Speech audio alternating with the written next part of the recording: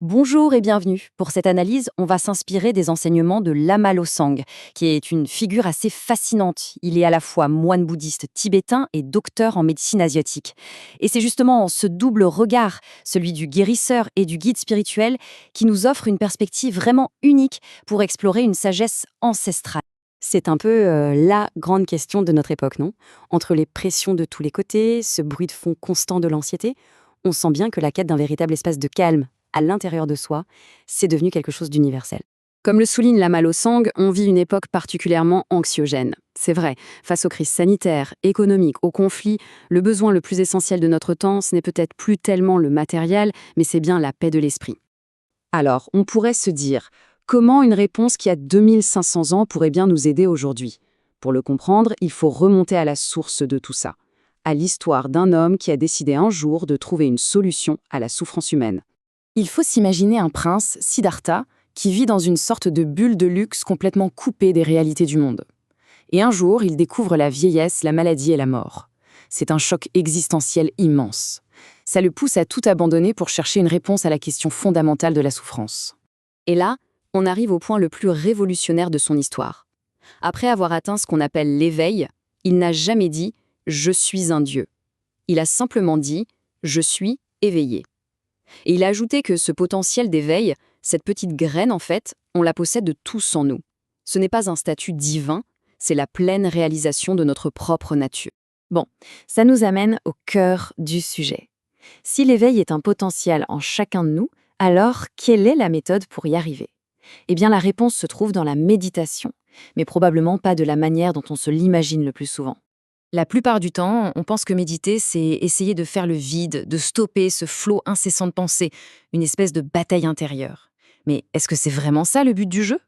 Voici une clé qui change absolument toute la perspective. Le mot tibétain pour méditation, c'est gom. Et gom, ça ne veut pas dire combattre ou supprimer, ça veut dire se familiariser avec. Se familiariser avec quoi? Avec notre propre esprit. L'objectif, ce n'est plus une lutte, c'est un acte de connaissance de soi. L'analogie qu'il utilise est juste parfaite. Notre esprit au quotidien, c'est comme un verre d'eau rempli de terre qu'on agite sans arrêt. L'eau est trouble, évidemment. Méditer, ce n'est pas essayer de retirer la terre grain par grain. C'est simplement poser le verre et attendre. Naturellement, les sédiments se déposent et la clarté innée de l'eau réapparaît. Cette clarté, en fait, elle est déjà là. D'accord. Mais si le Bouddha a montré un chemin il y a 25 siècles, comment peut-on être sûr que l'enseignement n'a pas été déformé avec le temps? La réponse, elle tient à un concept absolument central dans le bouddhisme tibétain. Ce concept, c'est la lignée. C'est une chaîne de transmission directe, ininterrompue de maître à élève, qui remonte jusqu'au Bouddha historique lui-même. C'est un peu comme une ligne électrique. Si elle est continue de la centrale à l'ampoule, la lumière jaillit. La lignée, c'est cette garantie que le courant de l'enseignement est toujours authentique. Et cette transmission, elle inclut une idée qui peut nous sembler un peu difficile à appréhender, la réincarnation. Des figures comme le 14e Dalai Lama ou le 17e Karmapa sont considérées comme les incarnations successives d'une même conscience éveillée qui choisit de revenir par compassion pour aider tous les êtres. Mais alors, comment sont-ils sûrs? Ce n'est pas juste un acte de foi. Pour le Karmapa, par exemple, le précédent laisse avant de mourir une lettre de prédiction qui décrit avec une précision assez stupéfiante où et comment il renaîtra. La recherche, du coup, ça devient une sorte d'enquête, basée sur des preuves très concrètes. Et puis il y a des moments qui dépassent la simple enquête. Lama Losang raconte l'histoire de son propre maître, un grand lama qui était très proche du 16e Karmapa. Quand il est allé rencontrer la nouvelle incarnation, un petit garçon de 7 ans, l'enfant l'a immédiatement appelé par un surnom secret. Un surnom que seul, absolument seul, le 16e Karmapa connaissait. À cet instant précis, tous les doutes se sont envolés.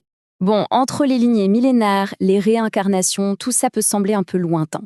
Mais la beauté de cette pratique, c'est qu'en réalité, elle est incroyablement accessible. On se dit souvent « Ah, mon esprit est trop agité, je n'y arriverai jamais ». Mais c'est parce qu'on attend un résultat immédiat. Personne ne s'attend à jouer un concerto de piano sans des années de pratique. Alors pourquoi en serait-il autrement pour connaître l'outil le plus complexe qui soit, c'est-à-dire notre propre esprit? Il faut juste remplacer l'attente du résultat par la simple notion de pratique. Finalement, tout se résume à une phrase d'une simplicité désarmante. Les seuls prérequis, avoir un corps, un esprit et pouvoir respirer. Si ces 3 conditions sont réunies, la méditation est possible. Ce n'est pas une compétence d'élite, c'est une capacité humaine fondamentale. Et c'est sur cette question que cette exploration nous laisse. Au-delà des concepts et de l'histoire, qu'est-ce que ça signifierait, pour chacun, de prendre le temps de se familiariser avec son propre esprit? Qu'est-ce qu'on pourrait bien y découvrir? La réponse, elle ne se trouve pas dans une explication, mais dans l'expérience elle-même.